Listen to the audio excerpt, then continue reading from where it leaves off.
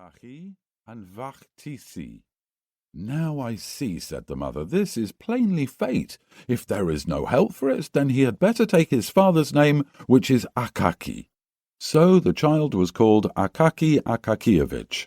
It was baptized, although it wept and cried and made all sorts of grimaces, as though it had a presentiment that it would one day be a titular councillor. We have related all this so conscientiously that the reader himself might be convinced that it was impossible for the little Akaki to receive any other name. When and how he entered the chancellery and who appointed him, no one could remember. However many of his supervisors might come and go, he was always seen in the same spot, in the same attitude, busy with the same work, and bearing the same title, so that people began to believe he had come into the world just as he was, with his bald forehead and official uniform. In the chancellery where he worked, no kind of notice was taken of him. Even the office attendants did not rise from their seats when he entered, nor look at him. They took no more notice than if a fly had flown through the room. His superiors treated him in a coldly despotic manner. The assistant of the head of the department, when he pushed a pile of papers under his nose, did not even say, "Please copy those," or "There is something interesting for you," or make any other polite remark such as well-educated officials are in the habit of doing.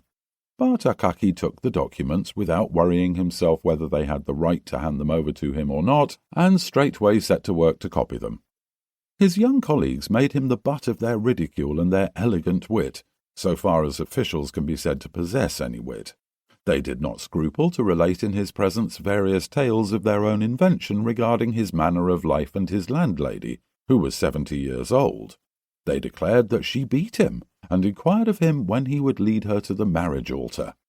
Sometimes they let a shower of scraps of paper fall on his head and told him they were snowflakes.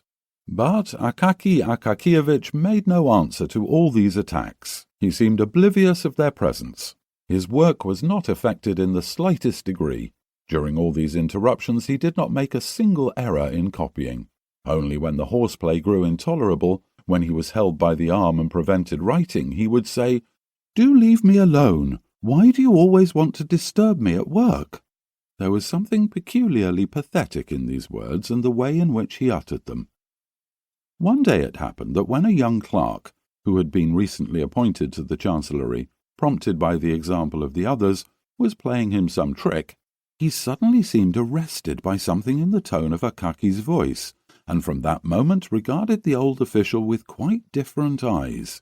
He felt as though some supernatural power drew him away from the colleagues whose acquaintance he had made here, and whom he had hitherto regarded as well-educated, respectable men, and alienated him from them. Long afterwards, when surrounded by gay companions, he would see the figure of the poor little councillor and hear the words, "Do leave me alone. Why will you always disturb me at work?" Along with these words he also heard others. "Am I not your brother?" On such occasions the young man would hide his face in his hands, and think how little humane feeling after all was to be found in men's hearts, how much coarseness and cruelty was to be found even in the educated, and those who were everywhere regarded as good and honourable men. Never was there an official who did his work so zealously as Akaki Akakievich. Zealously, do I say? He worked with a passionate love of his task. While he copied official documents, a world of varied beauty rose before his eyes. His delight in copying was legible in his face.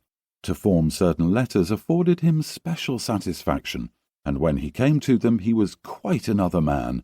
He began to smile, his eyes sparkled, and he pursed up his lips, so that those who knew him could see by his face which letters he was working at.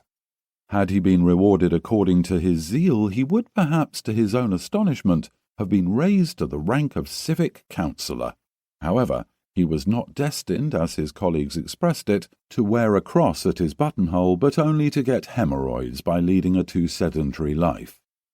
For the rest, I must mention that on one occasion he attracted a certain amount of attention.